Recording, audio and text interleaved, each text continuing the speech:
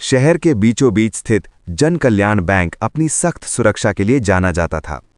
लोहे के दरवाजे, 24 घंटे गार्ड और कैमरों की पैनी नज़र, सब कुछ चाक चौबंद। लोगों को लगता था कि इस बैंक को लूटना नामुमकिन है। लेकिन शहर के उसी बैंक की पीछे वाली गली में एक पुराना किराए का मकान था। देखने में बिल्कुल साधारण, टूटी सीढ़ियां, झड़ती दीवारें और हमेशा बंद खिड़कियां। किसी को क्या पता था कि इसी मकान के भीतर एक खतरनाक योजना पल रही थी। 4 चोर, बाबू, राजू, मनु और छोटू ने ये मकान सिर्फ रहने के लिए नहीं, बल्कि ख्वाबों की सबसे बड़ी चोरी के लिए किराए पर लिया था। दिन में वे आम किराएदारों की तरह रहते, कभी चाय, कभी रेडियो की आवाज, लेकिन रात होते ही मकान का असली चेहरा सामने आता। कमरे के फर्श के नीचे उन्होंने चुपचाप सुरंग खोदनी शुरू की। हर रात मिट्टी को बोरे में भरकर बाहर ले जाते ताकि किसी को शक न हो। पसीने और धैर्य के साथ हफ्तों की मेहनत के बाद सुरंग बैंक की तिजोरी के नीचे तक पहुंच गई। आखिरकार वो रात आ ही गई। बारिश हो रही थी, सड़कों पर सन्नाटा था, बैंक के अंदर गार्ड ऊँघ रहे थे। उसी समय तिजोरी के नीचे की जमीन धीरे धीरे हिली। एक छोटा सा छेद बना, फिर बड़ा होता गया। सुरंग से निकलकर चोर तिजोरी के अंदर थे। बिना अलार्म बजाए, बिना किसी शोर के लाखों रुपए उनके हाथों में थे। सुबह जब बैंक खुला तो हड़कंप मच गया। तिजोरी खाली थी, लेकिन ताले सही सलामत। पुलिस हैरान थी, चोरी हुई कैसे? पुलिस की जांच तेज हो चुकी थी।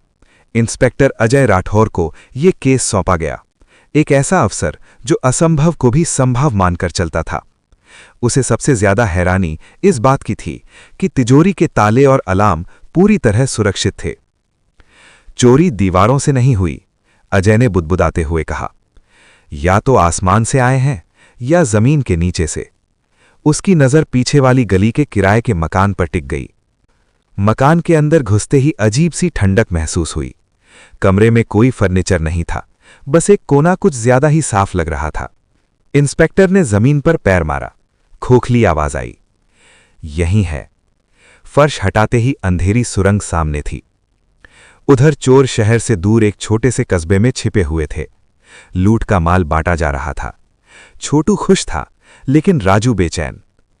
इतनी बड़ी चोरी पुलिस छोड़ने वाली नहीं, उसने कहा। बाबू हंसा। हमने कोई सुराग छोड़ा ही कहाँ है। लेकिन वे ये नहीं जानते थे कि सुरंग में मिट्टी पर पड़ा एक छोटा सा तांबे का बटन, छोटू की जैकेट का, सब कुछ बदलने वाला था। इंस्पेक्टर अजय ने उसी बटन से मकान मालिक तक का रास्ता खोज निकाला। मकान मालिक ने बताया, 4 लोग थे साहब, बहुत शांत, ज्यादा सवाल नहीं करते थे। अब पुलिस के पास चेहरे थे, नाम थे। एक रात कस्बे के एक ढाबे पर पुलिस ने घेराबंदी की। जैसे ही चोरों को भनक लगी, वे भागे। गोलियों की आवाज, अंधेरा और अफरा तफरी। आखिरकार बाबू पकड़ा गया, छोटू घायल हो गया, राजू ने आत्मसमर्पण कर दिया, लेकिन मनु अंधेरे में गायब हो गया। आज भी इंस्पेक्टर अजय उस केस फाइल को अपने पास रखता है, क्योंकि हर साल कहीं न कहीं से खबर आती है।